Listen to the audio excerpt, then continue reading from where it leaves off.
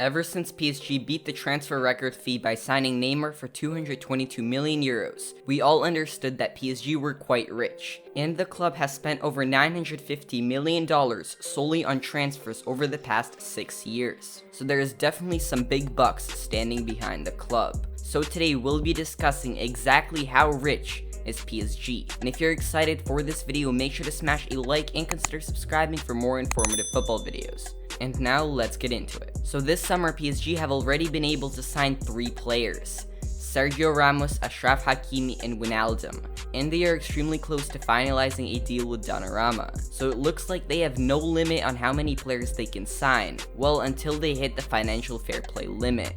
However, before they started signing so many players for so much money, they were actually a club that was fan-owned, meaning that it had no real investors or budget. But then things quickly changed when in 1973, PSG was bought by 2 wealthy businessmen, and after that a French premium television channel called CANAL took ownership of the club. And 15 years later, an American investment firm bought PSG. And lastly, in 2011, the ruler of Qatar, Al Thani, became the owner of PSG through state-owned shareholding organization Qatar Sports Investments, also known as QSI, which actually means that PSG is a 2 state-owned club, since both the ruler of Qatar and the organization Qatar Sports Investments own PSG, and the only other 2 state-owned club is Manchester City. And this organization and the ruler of Qatar both made PSG one of the richest clubs in the world, with PSG's owners having splashed out over 1 billion euros on players, making them dominate in Ligue 1, Coupe de France, and more. But it isn't as good as it seems, because over the past decade, PSG has had 2 UEFA investigations.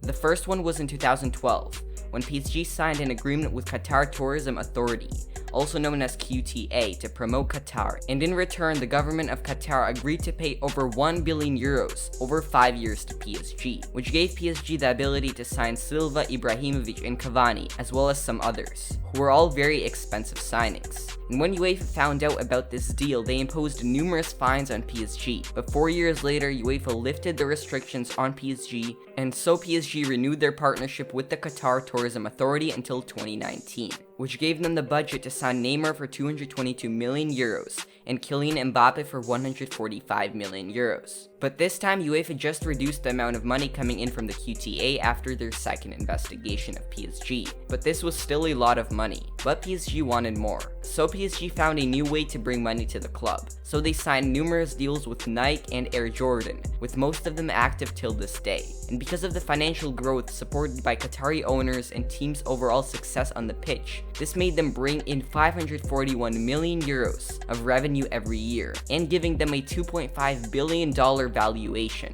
which is again why they can sign so many players, and why it looks like they never have any financial issues nowadays. So that is it for today's video. Make sure to subscribe for more informative football videos, and make sure to let me know your thoughts on PSG and their finances down in the comments below. And if you found this video interesting, make sure to drop a like, and I'll see you in a bit.